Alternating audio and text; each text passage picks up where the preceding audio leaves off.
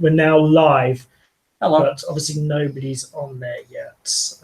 So I'm going to try and find it on here so we can follow the chats. But how was your Christmas? Tell us about Christmas. It was fine, yeah. Nice. Good. Family Christmas, saw everybody. Good. How was yours? It was good. It was good. Excellent. So, yeah. Good New Year? Do anything for New Year? I had a quiet one, which is what I prefer. Good. There is somebody there. How was yours? Oh, there we go. Oh, let me mute this. Yeah, that's going to be disconcerting if there you we get go. the talk back. Christian is like, wow, okay. Right. So let's adjust that. That's a bit lower. There we go. All right. All right. So what we're going to just chat about is the upcoming films. Okay. Upcoming horror films this year. Upcoming horror films this year. So what have you got? Hold on. We have not prepared for this in any way. Prepared for this. I'm figuring out technology, and I'll try and keep an eye on people's comments as we go. So we can assume that this will be as successful as all our previous live feeds, which have just been car crashes. Christian says, so who's ready? Not us, apparently. Okay, so January. Your first horror film coming up in January is not the Maze Runner, not that. Nothing in January. We're going into no horror films in January. In January, we're going into the February. And February, we're starting off with Winchester. Okay. Okay. Hello. What can you tell me about Winchester? I can tell you. Helen Mirren in it. Has Helen Mirren in it. It's a fantasy, horror, mystery thriller. Eccentric firearm I have seen adverts for this, actually. Believes she is haunted by the souls of people killed by the Winchester repeating rifle. Wow. It's filmed. I mean, from the looks of from the trailers I've seen, it's sort of like it filmed like a gothic horror. Yeah. In a sort of a haunted. I suppose haunted house is correct, even if you're being haunted by the spirit of a gun. Yeah. That's not. Quite a lot of comments coming through. There are quite a lot of comments coming through. They're mainly hellos. That's nice to see you. So hellos to you all. Your next horror coming up in February is not necessarily. I was against doing this. Not necessarily a horror, but game night. So this is guys playing games and then they have to solve a murder, like real life. Right. I'm guessing it's like sounds like an episode of a the Big murder Bang mystery Theory. of Jumanji kind of thing. So murder mystery Jumanji. That's it. That's a great pitch. That's probably. I imagine that's what happened when they went into the producer's office. Just said it's the murder mystery Jumanji. Yeah, that's brilliant. We could have just said Cluedo, or Clue for the Americans. Well, what? No, they couldn't because Cluedo doesn't come to life. Yeah, but Jumanji, the essential part of the game Jumanji is it's real. I never played Cluedo and somebody actually was discovered in the billiard room killed with a knife. That's only because you don't have a billiard room. I need a billiard room. Got nowhere to keep my billiards. Exactly. Right. Next up. My billiards. Next up. Balls all over my floor. The Lodgers. This is quite a long description to this one. 1920, rural Ireland, Irish twins, blah, blah, blah. Some lodgers come in. Would it be accurate at this point to say that what we are doing is just reading IMDb to people? That's exactly what we're doing. Well, there you go. If you don't get IMDb, but for some reason do get this, then we're cutting out the middleman. No. Inserting a middleman. Are you interested in a horror film set in 1920s rural Ireland? Would that be something you would pay money to see? I'd really want to know more of the Stop. It's all right. Genre it's okay. Location. It's okay. It's okay. Alex is here. Who's Alex? Shh. Alex Ashbourne. He has joined us. Does he have a question? Are we going to review 1985 Disney film Horned King? With the Horned King in it. Isn't that Black Cauldron? Yeah. No, that's quite good, isn't it? I watched it in the cinema when it came out, so I would have been 7. I thought it was fine then. I seem to remember it made me sad at the end. Maybe I was too young for it. Yeah, it's one of those Disney ones that... It was during the black period for Disney. Yeah, but they're one of the ones that are like in hindsight, go, oh, they did some interesting stuff. Okay, your next horror film, The Strangers Pray at Night. So this is a sequel to the film The Strangers, which was actually quite good. And the trailer for this looks pretty freaky. It's like people with masks on, which I think works. Okay. Takes away their humanity. I haven't seen The Strangers, so I would just be lost. So that's it. Thoroughbreds, which isn't a horror, but I saw it at the BFI,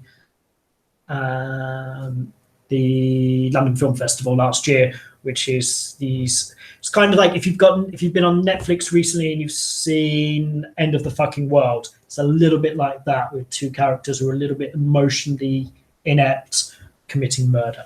Right. So, yeah, I'm all right. Do I have any thoughts on the cancelled Superman Lives movie? Is this the one with Nicolas Cage? Yeah. Is there I think they did a documentary about that recently. I think if you saw Tim Burton, if you saw the pictures with him in a sort of blue electric lightning flash thing, and a mullet, I thought it looked pretty terrible. Yeah, so Superman's a very hard hero to get right. He's too powerful. He ruins virtually everything. Yeah. And they just keep making him more and more powerful, which stops it. Especially I was talking to him. I've not seen what was it? What am I thinking of? Justice League of America. Yeah. But my uncle was telling me about it. He's a big superhero movie fan, and he was saying the problem with it for him was that there was a really good movie that Superman kept on ruining just by showing up and making everything okay. Yeah, also what's the Superman one with Brendan Roth in it, where he's stabbed, I like that, but he's stabbed with kryptonite and yet still has the power to lift a moon-sized island into space and go, well, you've just rendered kryptonite. Superman's kryptonite is now no longer Superman's kryptonite. Yeah. Scott Farrell asks, have we watched the British film from 1959, The Giant Behemoth? Yes. Watched it last week because someone had requested it for a review, and we decided it's not really bad enough for us to do. So, yes. Plus, there's always the sentimental attachment. It's one of the last films of Willis O'Brien, who's the guy who, more than anyone else, sort of spearheaded use of stop motion as a tool for special effects in movies. He did the original Lost World, the silent one, and of course King Kong. Yeah. And although his career was pretty much nothing after that, you still have a great attachment to him. Yeah, that's why we don't do any reviews of Harryhausen. Yeah. Because we got a soft spot for Harryhausen. Plus, they are actually fun. Yeah. So, I mean, not that we haven't occasionally reviewed fun films, but no. Giant Behemoth was one of those where it wasn't so much the animation, because the monster doesn't really show up until the end. It was I was watching it and just thinking, this isn't brilliant, but I am engaged. I'm not bored. Usually, even with the hour-long films, I'm like, how long is this going to last? And I just wasn't. It was all right. So Bright Corners asks, are we disappointed of losing the Covenant Soft Corner Award? We've lost it. Oh, no. I'm devastated. Are we looking forward to Planet of Monsters on Netflix coming out this Wednesday, which is the animated one that I sent The Godzilla one, yeah. Yes. Well, I don't get Netflix. I'll be watching it. I'm quite interested to see what they do. I'm always whatever they can do differently in animation is certainly going to be better than Son of Godzilla. Have you heard of P.T. Boomer, the villain from the director's cut of Thomas and the Magic Railroad? No. No. I'm sorry. I don't understand any part of that. Are we going to review Gigantus, the fire monster, the English dub of Godzilla Raids Again? Yes. Yeah. Yeah. Yes. We'll do Godzilla Raids Again at some point. Yeah. At some point we'll probably get through most of the Godzillas, even if we have good things to say about them. That might be the next Godzilla one we do, in fact. We've had a lot of requests for, I think, Mecha Godzilla. Oh, yeah, we've done Mecha Godzilla. Are we familiar with the 1996 film Werewolf, aka Arizona Werewolf? No. I think I've heard of it because someone's mentioned it on Twitter before. I had to go in and say, we tend not to do films for review that are sort of like post 1990. But I think someone talked to me about Werewolf recently. Or Wolfman or something. Here's a question. Jimmy was asking me about a werewolf film, but it wasn't that one. Question for you. For me? Yes, and we can talk about something else that relates to this. Oh, good. Do you think Jim Carrey would make a good Lon Chaney in a biopic? He's too old now. he's already. I don't know exactly how old Jim Carrey is, but I would guess he's got to be older than Chaney was when he died. How old was Chaney when he died? 49. So we're going to check how old Jim Carrey is, but not really. For me, I can see there's a slight physical resemblance, I suppose, except he's way too. Chaney was quite short. Yeah. But Jim Carrey's 55. There you go. Already 6 years older than Chaney was when he died. He's too tall. I wouldn't really say he's the same sort of actor. I'm not sure who I'd like to see in a Chaney biopic. I think there's room for one because the Cagney one is the makeups are terrible. And although Cagney's a good actor, he's nothing like Lon Chaney, and there are some big inaccuracies in it, which could be fixed now. But speaking of Lon Chaney, yes, I am working on the Lon Chaney, the long in gestation Lon Chaney special. Yes, which will hopefully be coming out to coincide with his birthday in April. April 1st. April 1st. So yes, we're working. It's on kind of written. The problem is there's an awful lot of films for me to just track down, so I can tell what clips from this, what clips from that. It's going to end up being quite an expensive one, I think. So that's what we're working. So that's one to send us money. One of the specials we're working on at the moment. Yeah, that's my main focus is the specials at the moment, just to try and get that done. Would you like to see the climax of a King Kong movie take place in a Colosseum? In a Colosseum? Yeah. A Colosseum or the Colosseum? It's a Colosseum. A Colosseum. Yes. I don't really want to see another King Kong movie, if I'm honest, but if there's going to be one, then sure, why not? Yeah. Have you heard of Black Scorpion, 1959? Yeah, that's another Willis O'Brien. I think that may actually be Willis O'Brien's last film. I've never seen it. I'm aware of it. Another one that I wouldn't mind looking at it just in case. I don't want to dismiss anything just because I like Willis O'Brien. And whatever I say about the film, I'm not going to say anything bad about him.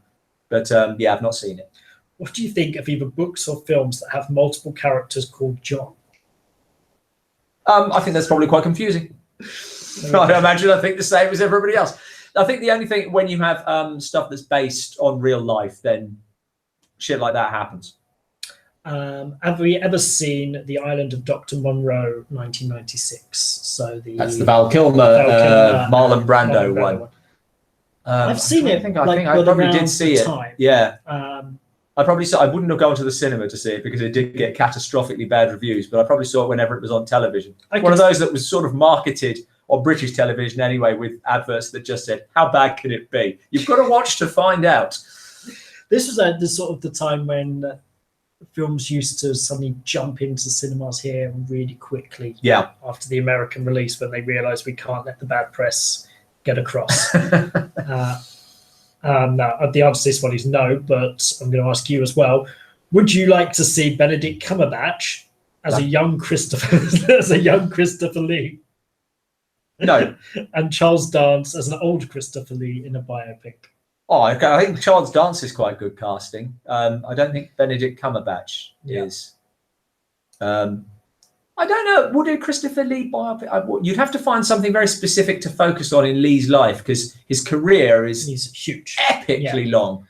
So you'd have to find. I think the best biopics are where they sort of focus on a specific incident, something that happens. So, however much I'm not a big fan of the Hitchcock biopic with Anthony Hopkins, that's absolutely the right thing to do. To say one film. I actually think you could have done. It would be really interesting to just do the filming of the shower scene and just have an hour and a half based around how they did that, because that took a few days. Yeah. That'd make an interesting stage play. Maybe I'll write that. I think that's the same with Ed Wood's, the film.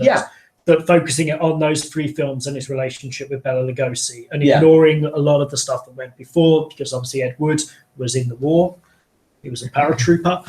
And then obviously afterwards he went on and became a chronic alcoholic and made porn films. Yeah. But in between that, he wrote, hundreds of books, incredibly prolific writer. He was a creator, whatever else you say about him. So, but by just narrowing it down to those three films, Glen or Glenda, we're running out of questions. Beast, and Plan 9 was very good. Will we review Zat? Yeah, that's one that's going to get reviewed at some point. I don't know when. It's not top of the thing. Have you heard of a movie called Devil Dog Hound of Hell? Sounds familiar. Yeah. Which we should, because our It's a TV most movie. popular Our most popular review so is far is Zoltan, Zoltan, Hound of Dracula. So So maybe that would be similar. We should do maybe that. there's something with dogs.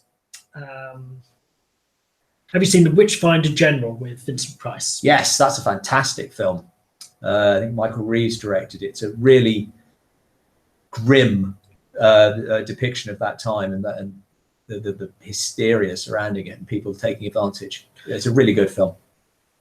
So if they did a biopic of Christopher Lee and it just focused on the Dracula films, that would be interesting because his relationship with the character changed very much throughout. That he was delighted to get the part initially, and then bizarrely, and people forget, he's not actually in the first sequel, and probably would have been quite happy for it because he wasn't really established as a star yet. And he felt that the character was being underserved by Hammer the longer this went on, and he had to be basically bribed into coming back, not so much with money, but with his relationship to the company. They made him a star, and he felt a great deal of loyalty. also and to Cushing as well. What they said to him was, look, if you don't make this film, all of these people aren't going to get a paycheck. Yeah. So that was kind of how they sort of bribed him. Yeah. Well, there's, I think, 8 Hammer Dracula films. Mm-hmm. There's a lot.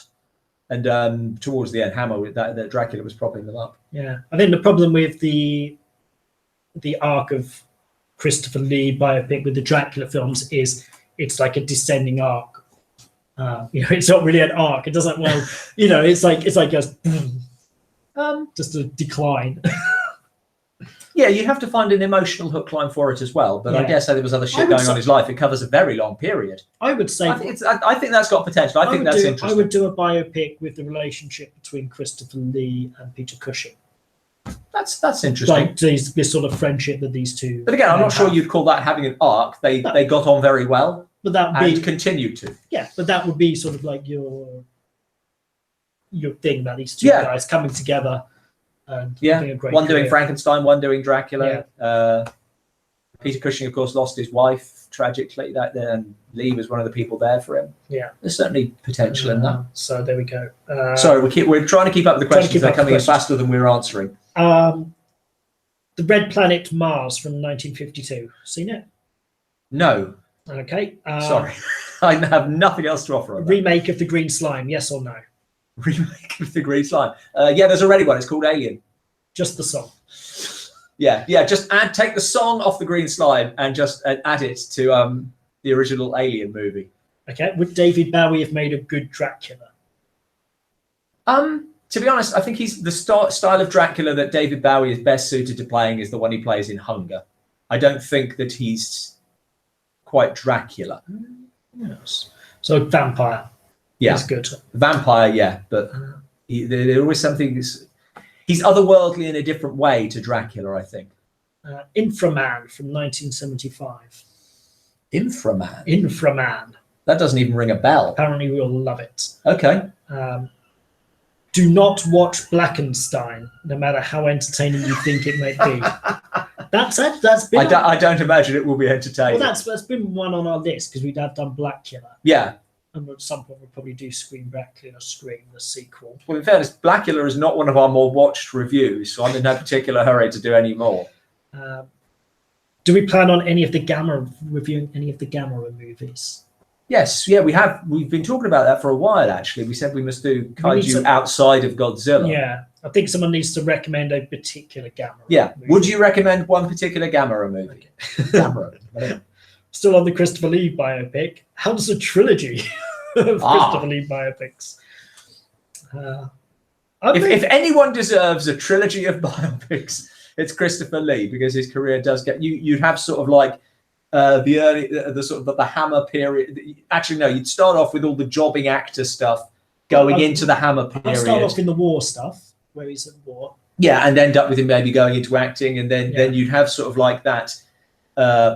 The sort of the loss. No, you'd have the Hammer period as like your middle film of success, but coming at a cost. And then the final film would be that sort of the lost years going into this great success that he had in like the last decade of his life, where every major director in Hollywood was hiring him for something.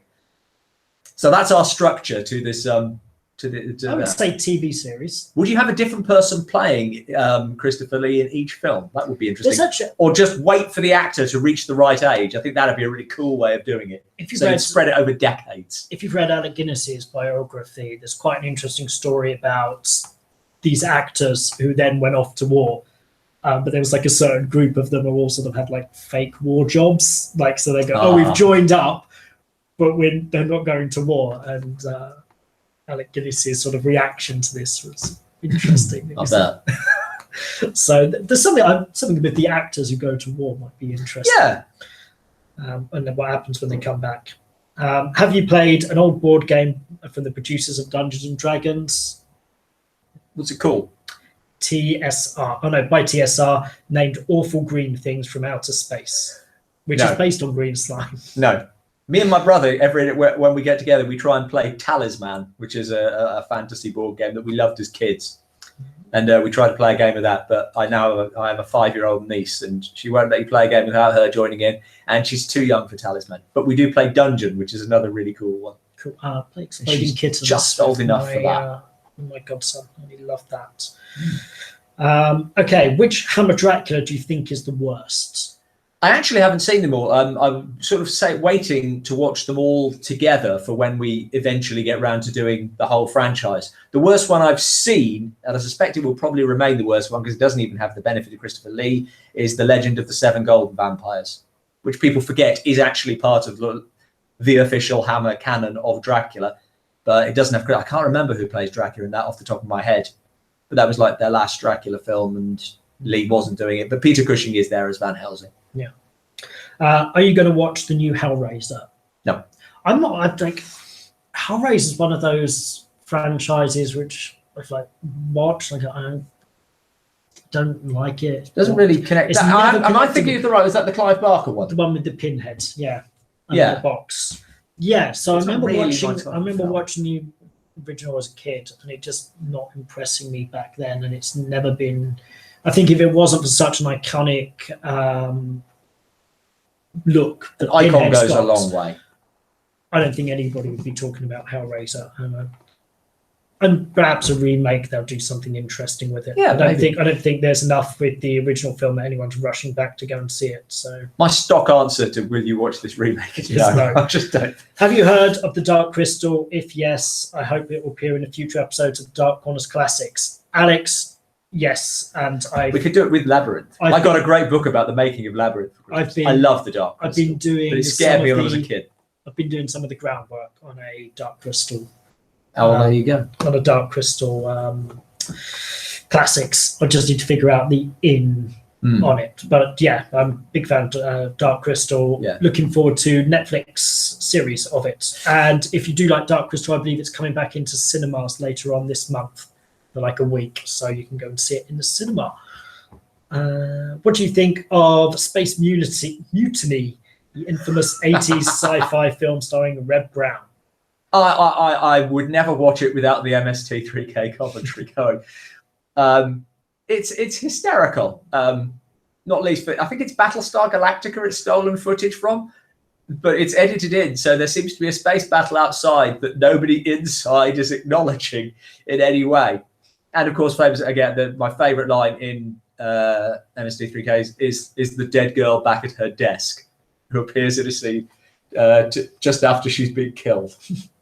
Ever heard of the movie called Dinosaur Babes? Dominic's fiance is in it, and he thinks we will really enjoy it. I think I have heard of it, or not heard of it so much as it's one of those ones that gets suggested to me because of the stuff that I watch on YouTube for Dark Corners. I think it's quite a 1996. Recent one. Yeah. 3 cavemen return to a village and learn that 3 females have been kidnapped from the plundered settlement. Get ready for prehistoric hazards that these 6 others encounter. It's a little bit. It's a 90s one, which is slightly out of our preferred date range. Yeah. But should we check? Should we move our date range on 1 year with each passing year? No, because we don't stick with it anyway. True. But we don't. I think they've only done like a couple since 2000. Yeah. So, yes. What's your sweet spot decade for Dark Corners? I don't really know. It depends what mood I'm in, to be honest. I mean, a lot of the time when Graham will send me a list of films that we want to do, or give me a USB with a bunch of films on, and I'll just go through and see how long they are, and I'll pick the one that's an hour long because I don't really want to watch a long film. So you like So I tend to like the sort of the 50s, or I mean, I really prefer watching ones from the 30s, but they don't tend to work for Dark Corners as well, and they don't get the views that we want. So these days, the sweet spot is the one with the brilliant title. Yeah. Although that said, that I loved the title, The Devil's Wedding Night, but it seems to be dying at the moment on YouTube. Would you like to have seen Christopher Lee as a DC villain, Deathstroke? Sure. See Christopher Lee as any villain. Yeah, see Christopher Lee as anything. There's other parts I'd rather have seen him in. Like what? Oh, I should have known that was coming. Let me think about that. Okay, we've had. I think he'd have been I think if someone had done sort of like some sort of a free adaptation of King Lear, maybe in a fantasy context or something like that, then I think he'd have been a really interesting King Lear. He has such authority, but I think he could convey the dissolving of it really well as well. I'd love to do a futuristic King Lear. I don't want to do a futuristic one. I don't mind doing a futuristic one. Like a steampunk King Lear. Steampunk King Lear. That's another pitch. You can just go straight into a producer with steampunk King Lear. Well, I think and they'll just give you a bushel of money. For all of the films that get made from William Shakespeare scripts, like endless sort of retellings of Romeo and Juliet and all the rest of them, King Lear, I think, is his best play, which people feel free to disagree. And it's one that we've seen the least of. I mean, you've obviously got Kurosawa's Ran, the Ladies, there's 1,000 Acres. There's a sort of a gangland one, I think with Richard Harris. I can't remember what it's called now. Yeah. But yeah, sort of a London set version based around London gangs. Oh, cool. I didn't really expand on that as much as I thought I was going to when I started the sentence. Well, I can't remember what it's called. But yeah, I think King Lear is a fantastic play. It's a great play, and for actors of a certain age, that's sort of what you're aiming for. The great thing, if you like, I love being on stage. I like doing Amdram in my spare time. And the great thing is King Lear is always there, something you could always do. You could never be too old to play King Lear. I think, in terms of like brutalness of it, like the blinding of Gloucester. Oh, it's a vicious play. Brilliant. It's absolutely vicious. One eye will mock the other. Oh, jabs out his other eye. Oh, it's brilliant. King Lear. It needs to be made again. Have you seen Incredibly Strange Creatures Who Became Mixed Up Zombies? No, it's a bit too tongue-in-cheek. Yeah, so it's one of the things that we struggle with films that sort of know what they're doing. It makes it harder to mock them if they're mocking themselves. Yeah. Have you ever felt the urge to watch all 5 of the Fly films in one sitting? There are 5? There's the original Fly, there's Return of the Fly. Oh, so not in one franchise. Oh, right. And then there's, I thought there was only 2. I think there's 3 originally, and then are there there's 3 2 originally? There's certainly there's the Fly and the I think there's like 2. Son of the Fly, something like that. Yeah. Right. I've never felt that urge, but sure. Could be an interesting classics. Yeah. Because like obviously the original Fly is quite good, and then the Cronenberg one is Fly superb. is superb. Pissing all over my policy of remakes. Yeah. It's there is always the remakes that break the mold. Some Gamera's have been mentioned. Oh, good. Well, we'll keep track of that. Keep your Gamera suggestions coming, and we'll keep track of those. In this Christopher Lee biopic series idea, who do you think should play Peter Cushing and Vincent Price? They should get You need a really good Peter Cushing. I'm liking my idea. If it's going through get time, that Rogue One CGI Peter Cushing who looks so realistic, so flawlessly realistic that will just blow everyone's mind. Failing that, the guy who plays him at the end of Revenge of the Sith, who looks exactly like him. I don't think we have as many actors with interesting faces anymore, that they all become a little bit of a muchness. Does the giant spider invasion ring a bell? Yes, and that's going to get track reviewed. it down. That's going to get reviewed at some point. It's one we haven't been able to find a cheap copy of, or a free copy of, if we're honest. Yes, that's definitely one. Otherwise, we'd have done it by now. On the thing. What do you think of George Powell film Conquest of Space? Have I seen that? No. Okay. I don't think I've seen it.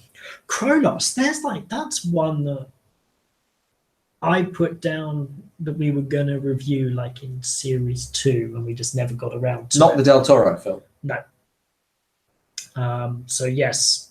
So we thought about it, and then it just got forgotten. So, well, we got to review like. 50. That's not. Is that the one with robots? Yeah. Yeah, I didn't think that worked quite for I us. thought there was a reason there. What do you think of Arthur Deville playing Peter Cushing? Arthur Darvill. The name rings a bell, but you'll have to remind me who that is. We'll do that. Oh, we're going to IMDb it quickly. Did you see Garbage Pail thing as kids? Garbage Pail Kids. We're just looking at Arthur here. Okay, now I don't know why he's rung the bell. I mean, it's difficult because the problem with biopics, especially of people who've not been dead for that long, you don't have a problem doing biopics of people from history if they look nothing like how they actually did. But when it's people who you have on film, then there's some sort of obligation for them to look at least similar. Yeah. And I think that's problematic because it doesn't really matter. It should be someone who can play the part. You know, Anthony Hopkins was fantastic as Nixon, was it? Yeah. Yeah. Even though he looks absolutely nothing like him. But it takes you out of it a little bit. I mean, we have to think, so either you smother them in prosthetics, as with Gary Oldman at the moment playing Churchill, whom he looks nothing like, but apparently it's a very good, great performance. So I don't know. I'd like to see someone who can match Peter Cushing's speech patterns and the intensity of his acting. But also, off camera, he was apparently the nicest man in the world, just very soft-spoken, very sweet man. Sweet is a word that comes up a lot. His feet didn't fit into his boots in Star Wars. He used to wear pink slippers. So that's what you've got to imagine. Whenever you're not seeing Peter Cushing's feet when you're watching Star Wars, he's wearing pink slippers. What do you think of the idea of Idris Elba as James Bond? 15 years ago, yes. Now it's way too late. I think if you do have Idris Elba as James Bond, then I think it's got to be like sort of an inversion of Casino Royale. I would like to see a sort of older Bond series. What happens to this character when he's towards the end of his career? And you would say, okay, rather than what we've done with James Bond up to now, we're going to say you have got, let's say, 3 or 4 films, and there is going to be an arc across these films, not one story. 4 separate stories or whatever, but they will describe an arc for the character about what happens to him later in life. That I would like to see, but that's the only circumstance under which I would like to see an actor of that age take on the role. Yeah. They have to actually make something of it. I love Idris Elba as an actor, though. I think he'd be a fantastic Bond just as an actor. Yeah, I think is he older than Craig now? I don't know. I would imagine so. Or he's similar age. I don't actually know. And a Bond has got to do 3, preferably 4 films to make it worthwhile. Poor Timothy Dalton. So yes, I would have liked to have seen it, but it's too late. But my preferred Bond, as we talked before, is to go back and do it as a period piece in the 60s. Absolutely, we'd love to see. That's how you do. Because spies don't exist like that anymore. Yeah. The technology is killing it. It would be so much better to make it a period film. That way, you can just go back to having the Russians as the bad guys without anyone kicking off. Russians are still the bad guys. Yes, I know, but people still kick off. Let's see. Do you watch the animated film Dead Go to Die? It's really disturbing and messed up. No. I'd like to think it's messed up and well up for seeing. I recently saw Psychotronic Man, low budget, unprofessionally produced by an insurance agent with aspirations of stardom, and recommend it. We have to check that out. I like these ones where somebody's like, I'm going to make a movie, and here's all of my life savings into this stupid idea, which is how Deathbed got made. So quite like those ones. Would Jaws 3D and Jaws the Revenge be possible reviews in the future? Oh, we could possibly. Well, Connor, Well, let me tell you, you might want to check out next Tuesday, but we will, under no circumstances, be doing Jaws: The Revenge. No, not after. And your thoughts on Jaws 2? It's nowhere near. It's a completely unnecessary sequel, but you know what? They could have done a lot worse, as Jaws 3D probably proved. It's a fine film. The only real massive problem with Jaws 2 is Jaws, which is the case with a lot of sequels. Yeah, Jaws. Not that Jaws is the problem, but there's an original. Jaws right up there, one of the best films just ever made. Brilliant. Great I think film. all the sequels had the problem. They didn't really get why Jaws was a success. Yeah, because it's all about the shark. What do you think about Leonardo DiCaprio as the Joker? Fine. I think everyone's like the Joker. Is this fantasy casting, or is no? This Joker? is this has been rumored because Scorsese doing a Joker film. Is it? You see, I'm so out of touch at the moment. I haven't really been in touch with film news recently, for various reasons. But I keep hearing stuff that I have no idea about. But my thoughts on that is like everyone's like, oh, the Joker, such an amazing role. I think probably sticking on a load of makeup and acting like a crazy person is probably one of the easiest acting gigs you can do. Piss easy. So it's underplayed. It's a very friendly role for actors to really showy roles to show off. So, and I'm sure Leonardo DiCaprio would do great. Atragon, that's one we've looked at. We've looked at that before. I think at the time when we were considering it, we'd just done a bunch of Japanese films of that type, and we didn't really want to do another one so soon. So maybe it's one we should look at again. Do you enjoy creepy Hammer suspense thrillers such as Taste of Fear? I've seen very few of their thrillers. I haven't seen Taste of Fear.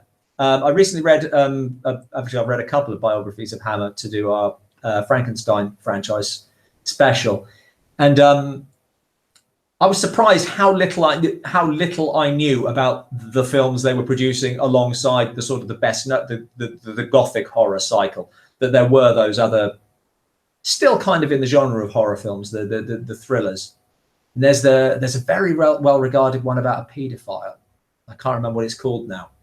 But yeah, there's a whole bunch that I'd really like to check out. I'd like to check out more of Hammer's output generally. Okay, the original Fly trilogy was The Fly, Return of the Fly, and Curse of the Fly. I don't know anything about Curse of the Fly. So there we go. When's the next part of the Hammer Frankenstein retrospective coming out? As soon as it's edited. I'm currently editing it. I'm hoping it's going to be out on Friday, give or take a few days. But yes, I've got a rough cut of that done. Do you think Tim Curry would have been a good Joker? Yes, I think any actor who can camp it up would have been great as the Joker, because that sort of lends itself to that. Have you seen 1979 Nosferatu film? 1979, yeah. Thoughts? It's a good film. I think when I watched it, I found it kind of fell between two stools. That it wanted to sort of have some reverence to the original.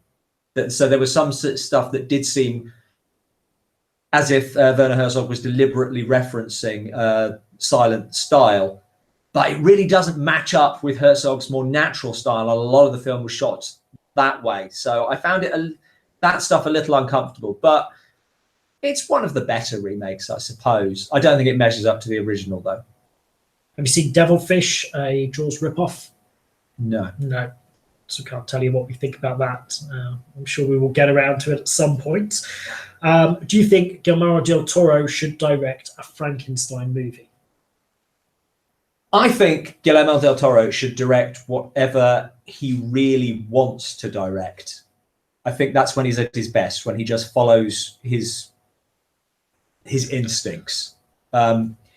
And obviously, he's a huge horror fan. He's got a life-size statue of Jack Pierce making up Karloff, I think in his horror house that he's got sort of like he now has a house that's just set aside for his collection of memorabilia. If he has a great take on it, then yeah, sure. Would you like to see a good remake of the Monolith Monsters? Yes. Actually, yeah. I'm fine with that one. Benedict Cumberbatch as a young Peter Cushing.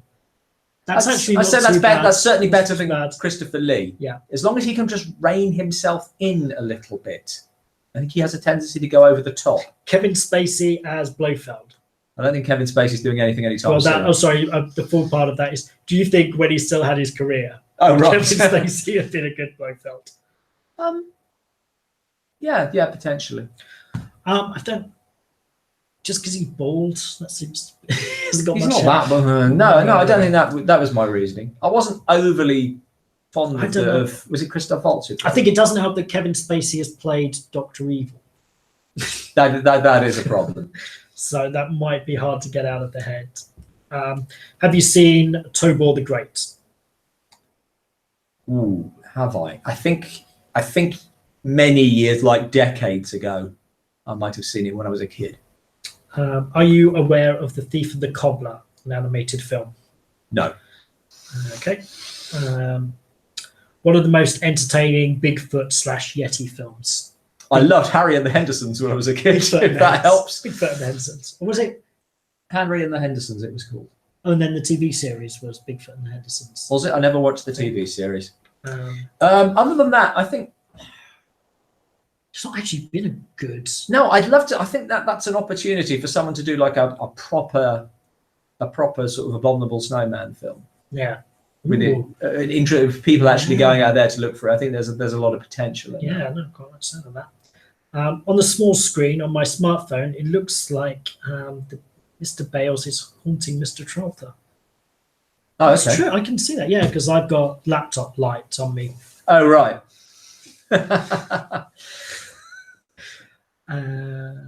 We should put like another light in here. It's because like the ghost of haircuts. It's because my bulbs above like 3 out of 5 are out. Whereas to me, with the reflection, it just looks like your window looks into a ballroom. Yeah, we have the Beauty and the Beast ballroom just outside the window. Okay. Vincent D'Onofrio. D'Onofrio. Yes. D'Onofrio, sorry. As Donald Pleasance in a biopic. Is there a Donald Pleasance biopic that could be? Yeah. I know he seems a bit bulkier. I'm not. I mean, if I'm honest, I don't think anyone's really holding their breath for the Donald Pleasance biopic. Okay. How do you think the Halloween franchise would have been if they'd stuck with the idea of it being an anthology series? I think that would have been good. Probably better. Yeah. Oh, definitely better. Yeah. Yeah, it's a bit of a problem that Halloween 2 is such a direct sequel that it made Halloween 3 switching to a anthology series too much of a shock for people's small brains to handle. But the idea of in essence, like a Twilight Zone Halloween thing every Christmas would have been a great idea. There's a Halloween film coming out this year.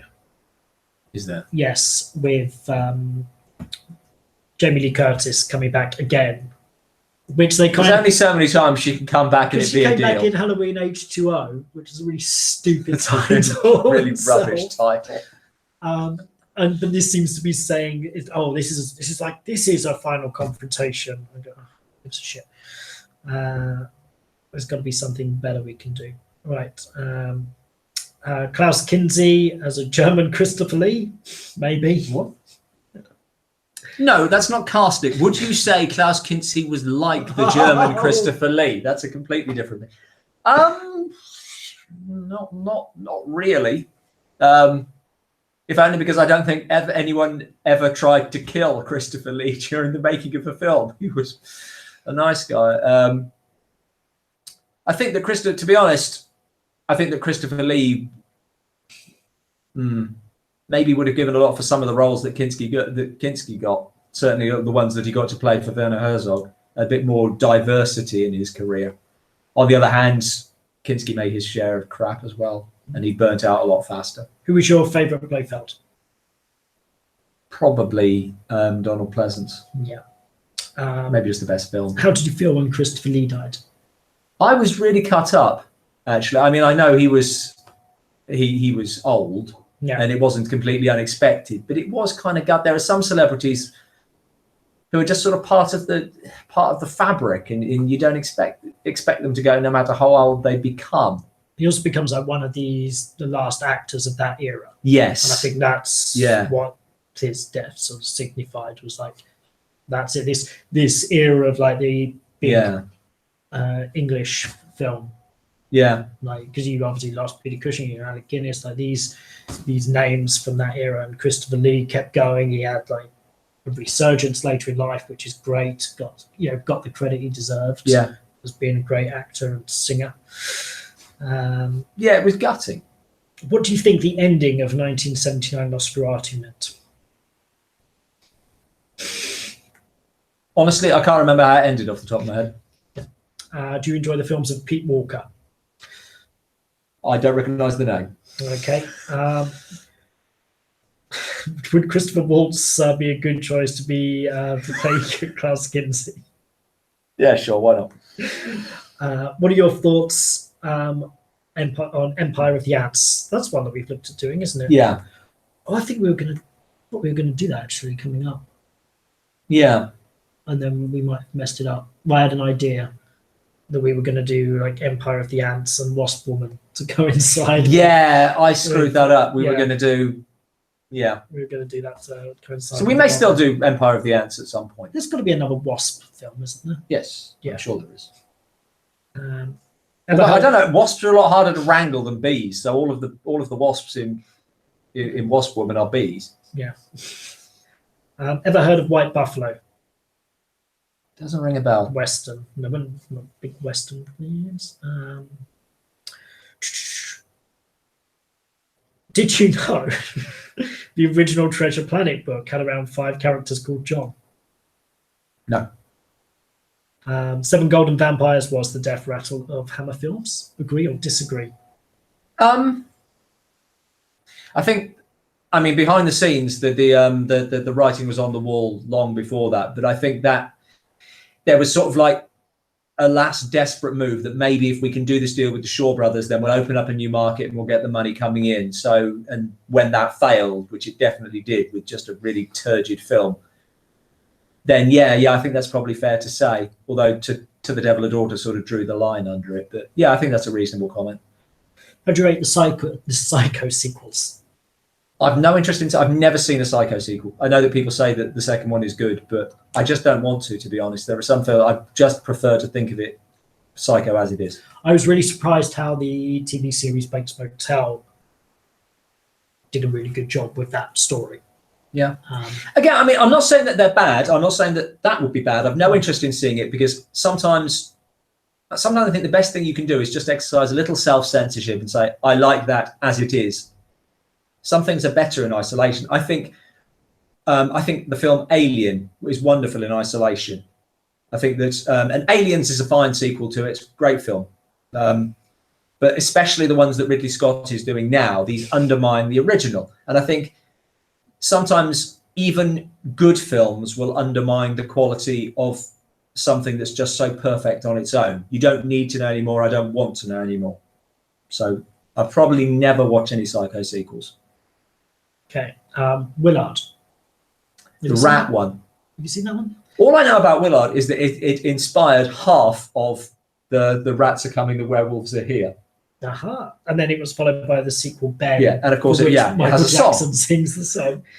Which is, Willard. It's a lovely song. Willard is a horror and Ben is a kid and his pet rat. It is very different. And then they did the remake of Willard, which isn't good, but if you've got the DVD, it's got a great documentary about how studios don't know dick about how to sell a film. Definitely worth seeing. It was really good behind the scenes of like the struggles to make a film because they're like breeding all of the rats and the lead actress is pregnant, which that sort of delays things. They make the film and it's not finished and they test it and the test audience hates it. So the studio says, oh, scrap that. We don't want X-rated horror. You need to make it for 12-year-olds. So they had to cut out all the blood, cut out all the swearing. They retested it. They hated it. And they went, oh, we spent enough on this film. Just release it. And so it tanks. But it's the same director as the remake of Black Christmas. And, that bad, huh? but it's like he's a guy that seems to want to do stuff. But Black Christmas was another one where he seemed to just get screwed around by stupid studio notes. But he should perhaps do something more original. What's your favorite Universal horror movie? The Bride of Frankenstein. Yeah. The best one. Best one. Which two movie monsters would you like to see have a crossover / movie fight? I don't know. Nah, it's not really something I'm interested in. Except you're writing books where they might cross over. Okay, yeah, crossover one. I'm happy enough for sort of Dracula. There's never been a good food movie with Dracula and Frankenstein, and I don't think so. Because I don't think they belong together. But I think the Wolfman and Frankenstein seem to go together. They belong together. They belong together because I don't know. They seem to exist in a more realistic world than Dracula. Does that make sense? Probably not. Favorite exploitation film? No. Probably one of the Corman ones. They're just of a slightly higher quality. Is Texas Chainsaw Massacre exploitation? No, that's my mind. That's the thing. There's a few I'd like to check out for sure. When was the last time a horror film actually frightened you? Well, it didn't everybody, but Babadook really frightened me. Yeah, Babadook was kind of creepy. I think because it blended a very, very real world storyline. It felt very real. Yeah. Plus, I live alone, and anything that's sort of recognizably in the home creeps me out massively. Most things scare me. Favorite Christopher Lee role? Role? I suppose Dracula must be my favorite role that he played. Yep. Night of the Demon, not the 1957 film, but the obscure slasher from 1980 with a killer Bigfoot, lots of gore and human stupidity. We should check that out. Just make sure I save this feed because there's some good film suggestions. Do you enjoy Hammer House of Horror and Hammer House of Mystery and Suspense? I think like any anthology series, it's a mixed bag. Some of the episodes are really strong and some of them aren't. I think it's really hard for shows like that to maintain an audience because any anthology show struggles because you can easily miss one and it doesn't matter. So you get out of the habit of watching, but one duff episode can really put people off. Who's the more interesting opponent for James Bond, Indiana Jones or Sherlock Holmes? The more interesting, sorry, can I? The more interesting opponents for James Bond, Indiana Jones or Sherlock Holmes? Sherlock Holmes, I guess. I suppose Sherlock Holmes is the more interesting one. Yeah. Because I'd like to know how he's still alive in the 1960s. Are you going to review Children Shouldn't Play with Dead Things? Wow, is somebody reading that to do? Yes. Yes, we're actually going to record the review tomorrow. Although we had quite different reactions to it. I just did the rough edit of that. I kind of liked it. And I said I hated it more than anyone I'd seen for a long time. They already did a good Abominable Snowman starring Peter Cushing, a Hammer film. Right, I completely forgot about the Hammer one. So there you go. All right. Do you think after Halloween 3 they should have kept the original? Yes, we're around to that one. Do you enjoy Black Mirror? Never seen Black Mirror. I do. I need to catch up on some of the latest series. I find Charlie Brooker a little irritating. I do find to sort of stay away from his show. I like some of his good stuff, reason. But Black Mirror for me is a rarity, which is one-off, well-written TV drama. I probably should stop letting my prejudice against someone who's so eager to bite the hand that feeds him quite a lot. They're original stories, and I think that's important. If you could only watch 5 films for the rest of time, what would they be and why? 5? This is off the... I mean, that's just... It's unfair to ask that sort of question off the top of my head. Probably changed a lot. Certainly the original Star Wars. Yeah. Probably Raiders of the Lost Ark. Raiders of the Lost Ark is definitely entertainment. These are entertaining films. I don't know. It depends in what situation I would be. If it was like, let's call it Desert Island films, because that's one. So I think you want films that are fun to keep you upbeat.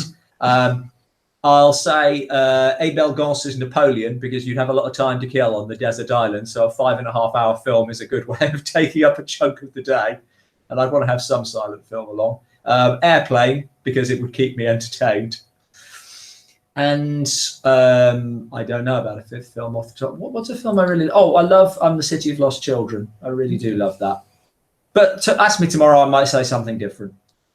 Yeah, apparently I've asked this of people, and they've said like music films, because you can sing like. Oh yeah, that's a great idea. So they do at the Cinema Museum where I volunteer. They have an occasional series of having celebrities in to do desert island films, and they have Mark Gatiss along just before Christmas. I think everyone was expecting it to be like wall-to-wall horror, and he had one sort of classic horror film in there, and more musicals than anyone would have predicted.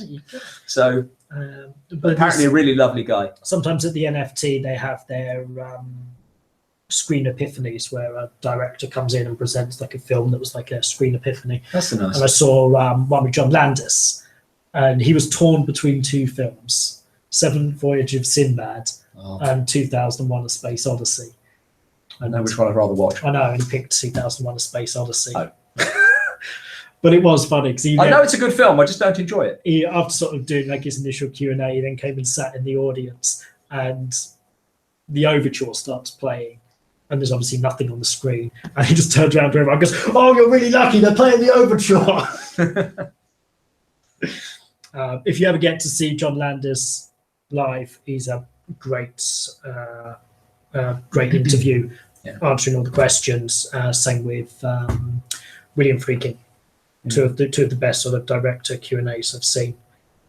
Again, there was someone at the Cinema Museum who was doing a presentation about 80s horror films, and she'd met Landis, and she'd been talking about a film of his that hadn't really gone. I can't remember the vampire one.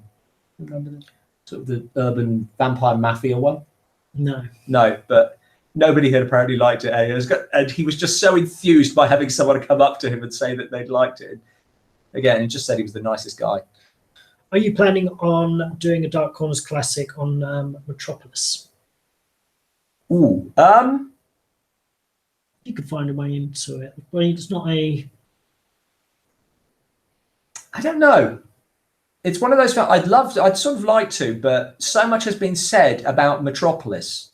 I think I'd always want to do something a little bit different, something that people haven't seen before. If we could find a way of getting into it, maybe if there was an anniversary or something.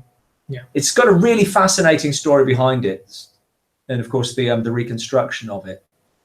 But maybe it's just that it's a story that's been told so often. I don't know. What's the thoughts on Nightmare on Elm Street series?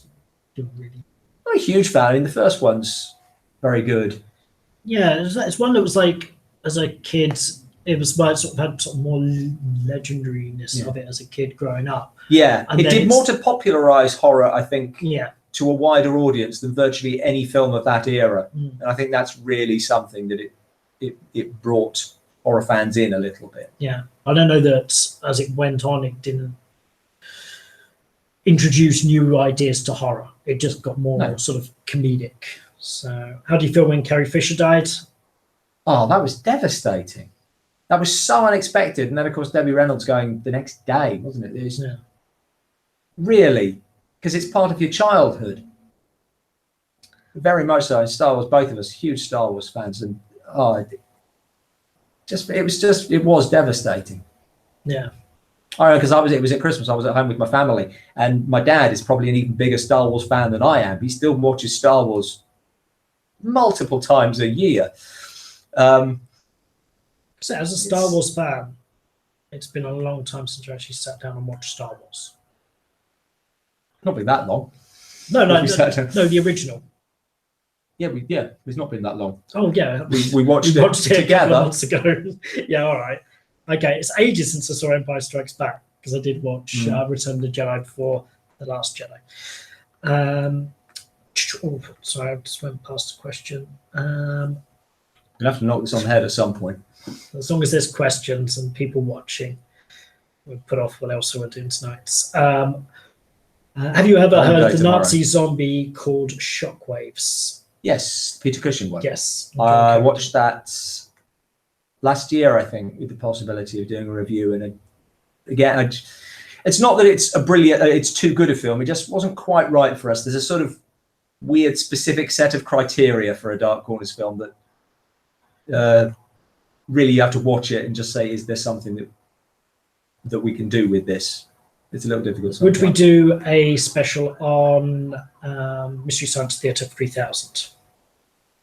No, I don't think so. I don't know what that would. Yeah, because he said about like the cultural impact and it bringing these films. Ooh, I don't think. Somewhere, but it's. I don't feel qualified to do that. Yeah. I'm not qualified to do any of this. We should stress, but you can watch a film and you have something to say about it. And you can learn about it. The cultural impact of MST3K is interesting, and I think you would need the way to that they've interviews. rescued stuff like Manos. Yeah, I think somebody should, but it should be someone with the proper access. We could never do a good enough job to do it. Thoughts on the Phantasm films?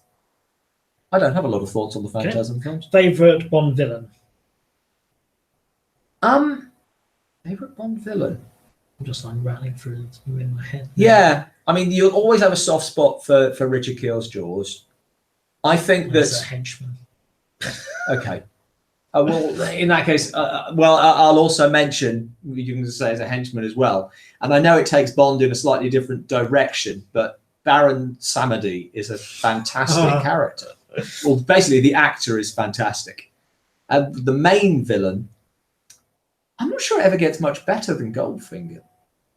What's your favourite So Bad It's Good film? That question. Well, Miami Connection was good. Miami Connection is okay. I'll go with that because that is the only film in however many years we've been doing this. That's the only film that we've reviewed that I laughed my ass off throughout watching it. It was so funny. Did you not laugh at Mad Foxes? No. That's.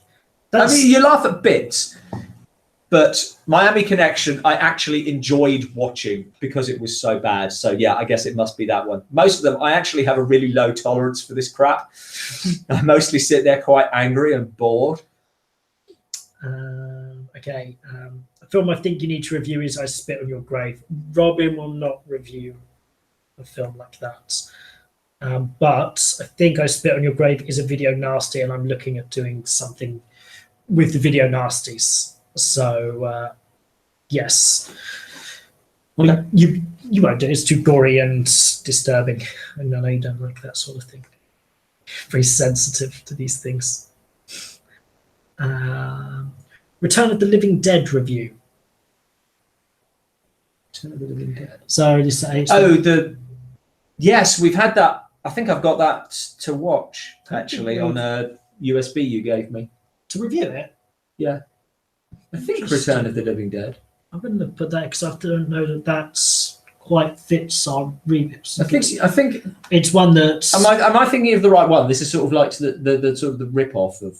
Well, it's not. Night It's of the Living Dead. It's a cash in. Well, no, it's technically the guy who wrote Night of the Living Dead with George A. Morero got the rights to Living Dead. Is this the same guy who did Santa Claus? It could be. Oh, right. So that's where that came from. I don't know. I think I have it to watch, so maybe. That's why it's because you had Night of the Living Dead, but that's why it's Dawn of the Dead and Day of the Dead, not Living Dead. Right. So he got to keep the rights to Living Dead. I might do it just as an interesting story. Yeah, again, something around the history of zombie films is something I'm looking at doing. How do you think that a Val Luton would have done on a higher budget? I don't know. I had this conversation with someone, not this conversation, but similar, that sometimes directors work best with, obviously he's a producer, but the principle's the same, with restrictions on them. So one of the reasons Jaws is so good is that the shark didn't work, so you don't see it, and that's what works for it. One of the reasons the original Star Wars works so well is that it does have, it's in an enclosed space because they didn't have the money or the special effects to do the vast vistas that they have now. And actually that forces you to concentrate on characters and stuff that matters far more. So I don't know. You can, I mean, it's a hypothetical question, but one of the things that makes those films great is their use of shadow, their use of their own limitations. There's a film, I'm going to forget the name of it now. It might be called The Bold and the Beautiful. And it's a sort of behind the scenes Hollywood film with Kirk Douglas playing. And there's a section in it where him and a director or a producer team up. And it's clearly based on Val Lewton and Jacques Tourneur. And there's a scene of them basically sitting down and going, okay, we're going to use, this is how we're going to use these limitations. And I doubt that ever actually happened, that Val Lewton and Tourneur sat down and said, we're going to use our own limitations, but it really contributes. So I'm not sure it would have been as good. Okay. Would The Blob, Beware of the Blob, and The Blob 1988 make for a good night in? Not for me. Could you review Challenge of the Tiger? It has a character called Richard Cannon in it. That's not quite reason enough, but sure, we'll check it out. I don't know anything. What's about your favourite Hammer Dracula movie, and why is it Dracula 1972? My favourite Dracula movie is it Hammer Dracula? Dracula is the first one, which is Dracula or Horror of Dracula, depending on where you are. What's special about American International Pictures, since they've made so many movies you've reviewed? Roger Corman is what's special about them. What do you guys think of Stranger Things? Have you seen it? I've not seen Stranger Things. I really enjoy it. I think they've captured that 80s sensibility very good. Ash v. The Evil Dead. I've watched the first series and really enjoyed it. Yes, again, it's exactly what I wanted. It was the antidote we needed after the Evil Dead remake. Yeah, I think that sense of, I mean, I know that it's not really close to the original Evil Dead film in terms of its scariness, as it were, but I love that sense of humor. I just find it funny. Okay, what are your thoughts about Star Wars: The Last Jedi? I watched The Force Awakens, and I will never watch another Star Wars film in the cinema. I may never watch another Star Wars film. As far as I'm concerned, there are just 3, and that is I am set on that now. Cool. And now Graham will talk. I really enjoyed it. I liked that he threw out everything from The Force Awakens, because The Force Awakens was essentially a remake of Star Wars and didn't really do enough to set up a all-new story, while this film changed a lot of things. So I was very happy with it. There's some issues with it. Poppins Leia, I think, is the one which most people are annoyed about. But other than that, I was very satisfied. So, but I can't talk about it. He doesn't want to hear spoilers, even though he's never going to see it. Doesn't exist. I couldn't hear anything about it. Let's go.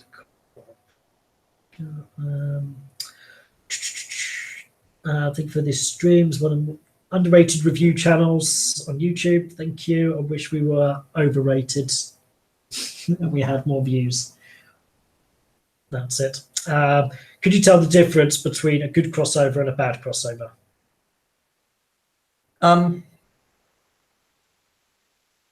Could if I was watching the film, could I tell it, or am I supposed to explicate the difference? What's the difference between a good crossover and a bad crossover? Oh, the I guess it's just if the film works. What's a good crossover? What's an example of a good one?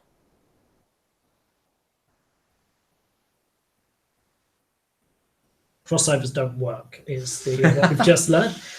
Hell Raiders is worth reviewing.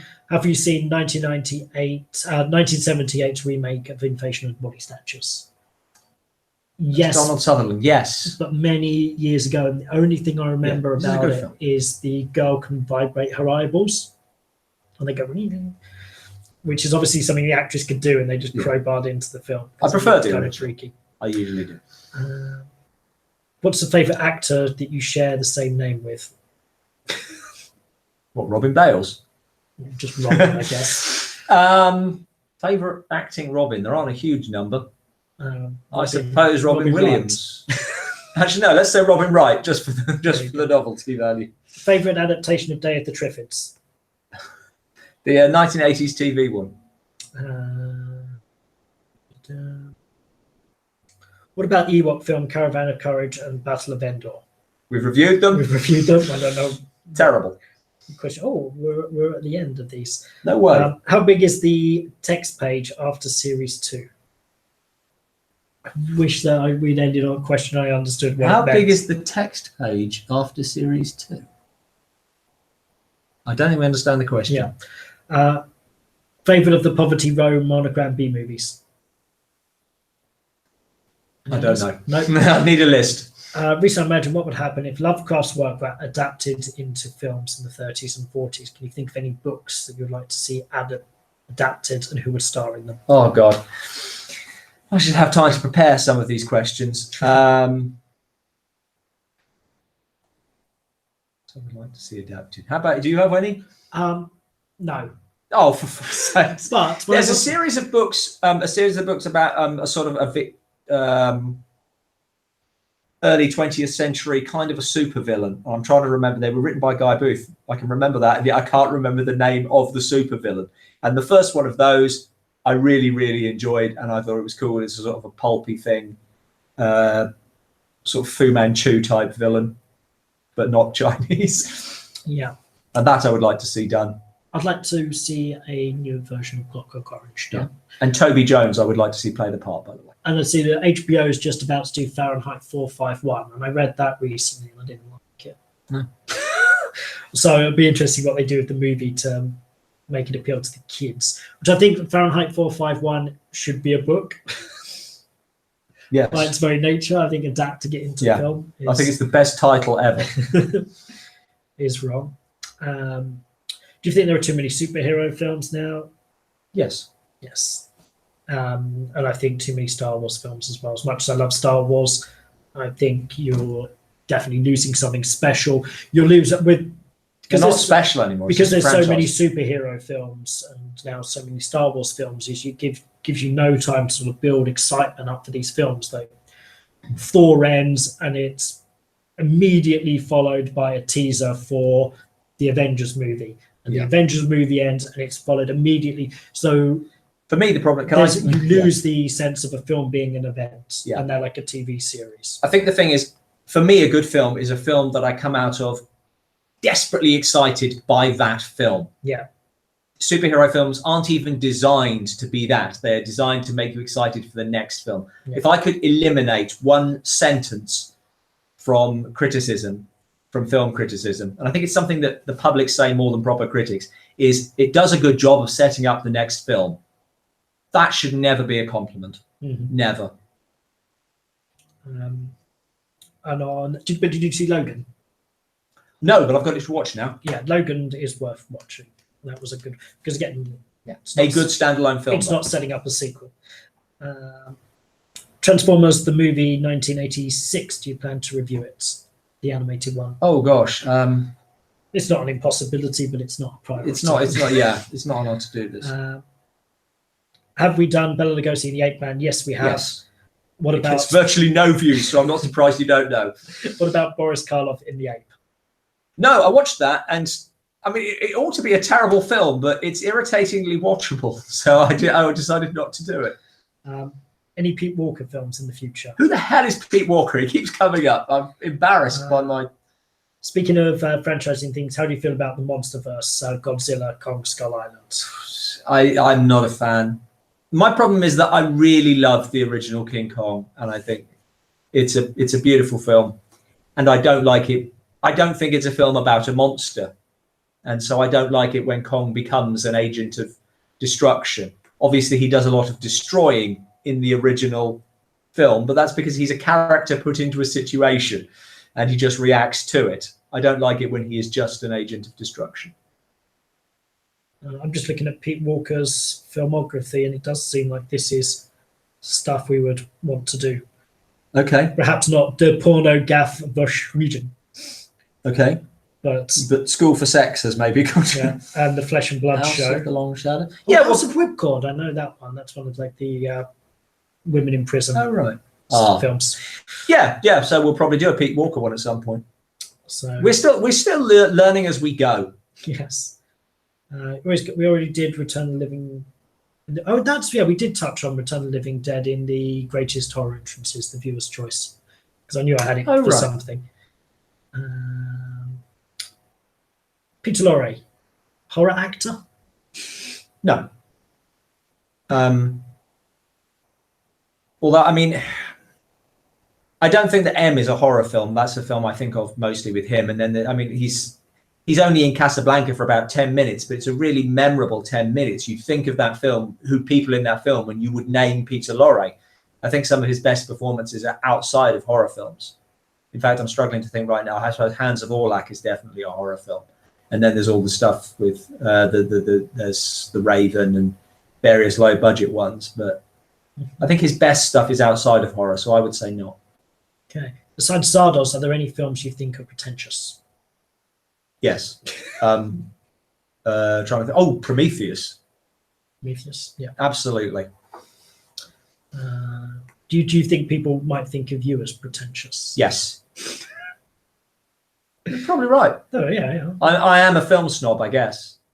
You guess. Well, the thing is, I'm a film snob, but there are plenty of films that I like that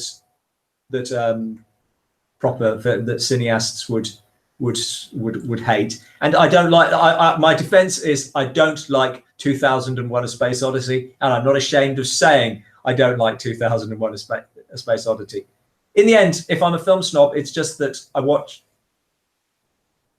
I don't know if that's just because I watch a great diversity of films, but I watch a film, I either like it or I don't. Nothing else enters into it. I don't say I like films that I don't just to seem smart. I genuinely like these films. Have you seen Brian Clemens' Thriller? It was a TV series in the 70s. No, but if it's by Brian Clemens, I would love to see it. Okay. Who's your favourite Dracula? Christopher Lee. Ooh, controversial. No, I don't think so. I think Bela Lugosi is a great Dracula, but he's a great Dracula in a bad film. And Christopher Lee is just something about him. I could probably guess your answer to this one. What are your thoughts on the upcoming animated film Teen Titans Go to the movies?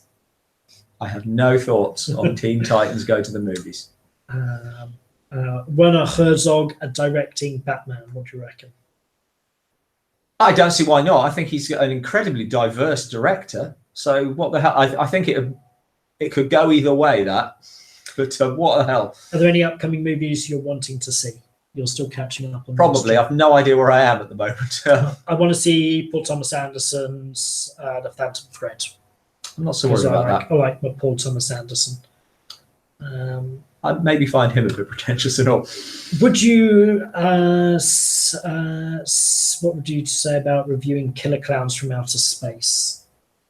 I think that's probably a bit too knowing for us, isn't it? I don't know. That's the thing. I don't know enough about it. I'm like super. I'd like, watch it with aware of an it. open We haven't mind. watched it. Yeah. Have you ever heard of Son of Dracula starring Ringo Starr? Ringo Starr? No. I've heard of Son of Dracula. Actually, that's the Lon Chaney one, yeah? Son of Dracula? Yeah. With Ringo Starr? Not with Ringo Starr, no. Ghostwatch, did it scare you? I watched it when it was first on TV when I was a kid, and I just thought it was real, but I don't think it scared me. Presumably most of our audience is American and might not know Ghostwatch. Presumably not. So would you like to explain it? Ghostwatch was a major TV event that was just basically a documentary crew in a haunted house, and all sorts of weird shit happened. And of course, it was completely fake. But I must have been about 6 or 7 when it was on, and I genuinely I believed it. And a lot of people who were older than 6 and 7 believed it. Well, I think part of the reason it worked was because the hosts of it were known TV presenters. Yeah, it was presented as a documentary. Who had a lot of credibility. So when stuff started happening, apparently Ringo Starr plays Merlin the Magician in Son of Dracula from 1974. So when the stuff started happening, you had already invested in the credibility of the hosts of this. Yeah. That is. I once saw David Attenborough doing a bit on BBC Breakfast on April Fool's Day about it had been discovered that penguins could fly, and he was so sincere, and it was David Attenborough that for a moment I actually thought, wow. How do you feel about Roger Moore's death? Again, that was really sad. Good night, Connor. Because he was our Bond. Yeah, I don't know. Really sad. And he was Sean Connery, I think, was probably was the best Bond, but Roger Moore's the one that you'll miss, the one that you'd rather have had a drink with than me. Just seemed like a nice guy, and that most of the tributes to him focused on that. And in the end, you can be a good Bond, but I'd rather be a nice guy. J.K. Simmons as Vincent Price. J.K. Simmons as Vincent Price. I don't see that at all. I'm sorry. I think J.K. Simmons is a fantastic actor, but I don't see that as an obvious piece of casting. Yes. Although having said that, when he's made up to be whatever the newspaper guy is in Spider-Man, then yeah, there was maybe. Have you seen Killer's Moon? No. We're going to call this at 25 minutes past. You've got 4 minutes more of questions. What about The Boy Who Cried Werewolf? I think we've looked at that and decided against. Yeah. So how many films do you watch and go, no, this isn't workable? Maybe about one a month. Right. This week was weird. I watched 2 this week, both of which I'd sat down to do reviews for. Neither of them were really workable. Yeah. And that's very rare. Especially I watched them the same day. Well, the first one didn't work. I thought, no problem. I've still got time. I'll do the next one. And it just turned into a wasted day, which was frustrating as hell because we're on a deadline for these things. Have you seen Dracula's Daughter? No, but I've got it. I've got the whole box set of all Universal's Dracula films sitting at home to watch for a future franchise. So I probably won't watch it until we're definitely going to do the franchise, so I can watch them all fresh, including the Spanish one. Do you think the Lugosi Karloff Black Cat would have been better with Karloff actually summoning a demon? No, I like that film. Favorite and least favorite Godzilla film? Oh, bloody hell. Oh, the original Godzilla. is my favorite. Yeah. Godzilla, Godzilla the original, Godzilla the Roland Emmerich film. There you go. Do you ever make your own short films? Yes, hopefully we'll be doing some more of that this year. That was like a target. We need to set ourselves a deadline. That was a target last year that we completely failed, but we hope to release some horror shorts on this channel this year. Thoughts on Adam West dying? Again, that was sad. People dying. Yeah. Someone else saying about Hell Raiders. Why don't you like Bela Lugosi Dracula film? I do like that. Oh, the film. Because I think he's fantastic. I think the film is way too stagey. It suffers from early talkie-itis. Yeah. I find it's leadenly paced. Yeah. Very theatrical. I think if you doesn't have the energy. You take Dracula and then you've got Frankenstein, which comes out a year later, and Frankenstein is such a much better film. Yeah. Story-wise, staging-wise, performance-wise. It's just, it just doesn't come off. I don't know if that's, I think you've got to put a lot of weight on the director there. Yeah. And the fact that it's an adaptation of a stage play, which is always difficult to do. Have you ever thrown a midget out a window? No. Universal or Hammer? Universal. Classic Universal. The interesting thing is Hammer has better films, but the good films that Universal have are brilliant. Thoughts on Disney buying Fox? Mild terror. Yeah, I think it's. I foresee some terrible crossovers. It's not the crossovers that bothers me. It's that closing down of all of these companies to one sort of mega company. And I get that some people are really excited because it means you can now have X-Men come into the Avengers.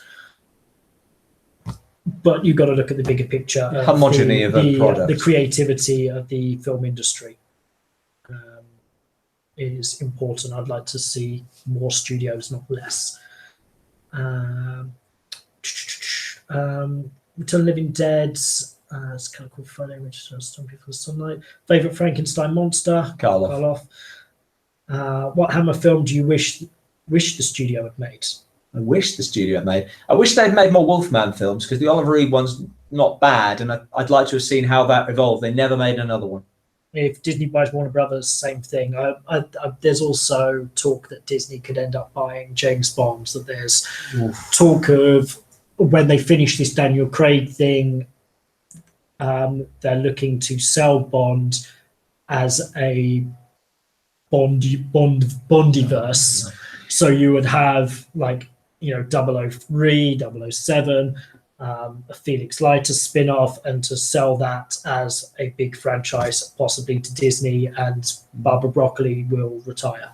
It's bad enough that the studios are all copying each other. If everything's under one roof, then you just get this terrible homogenization of the product that everything looks the same.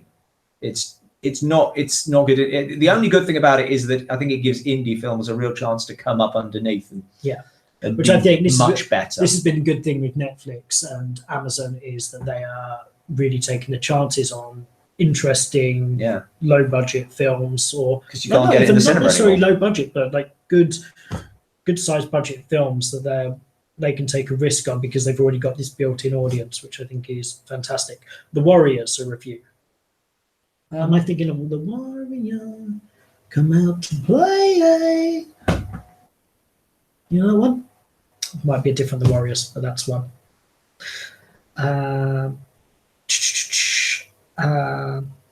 Is the James Bond gun barrel sequence pure joy?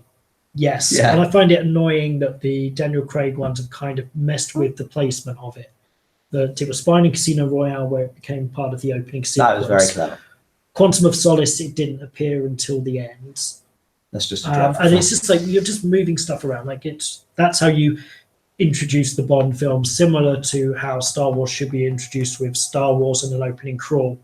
That being missing in Rogue One, that's kind of what climatizes you to a Star Wars film. So for them not to have that when it's been the staple of TV series, computer games, I know they want to make these stories different, but that's how you enter a film. Favorite mummy film? Probably The Mummy. Might need to The probably Tom Cruise. Actually, I don't know. Probably the Universal Mummy. I don't think that. There's some good mummy films. I'm trying to think of a really great one. Favorite Bond film from Russia with Love? Yeah, maybe. That's a very good film. I don't know. It's late. Legend of the Werewolf from 1975, starring Peter Cushing. Seen it? Apparently that's pretty good. So Not you should ringing check a it bell. out. It's Hammer-esque rather than Okay. an actual hammer. Okay, that's it. Good night, Jan. Good night. Thanks for and watching. Thanks for watching. This went on longer than we thought it Yeah, was. that may be our first successful live stream. I don't think that was a car crash. Well, I think last time we've done it in early afternoon, which isn't the ideal time. No. So we'll have to try and do it on a weekend evening. So yes, thanks to everyone for watching. But if you like this kind of banter and to hear more of Robin's thoughts, you may want to become a Patreon supporter where Robin uploads. Yeah, you could get all this for money. For the low price of $5 a month. You could pay $1 a month. And You wouldn't get this, but you'd get. you could still pay us $1 a month. But yes, anyways, We'd be able to do more. Cool. Anyway, thanks a lot for everybody watching. We're calling See you it for a a night 'cause review on Tuesday. We've got to shoot a lot of reviews. Cool. Thanks again. Good night. Good night. Good night. Oh, do you know what? That's not the stuff. It's actually still this one. broadcasting.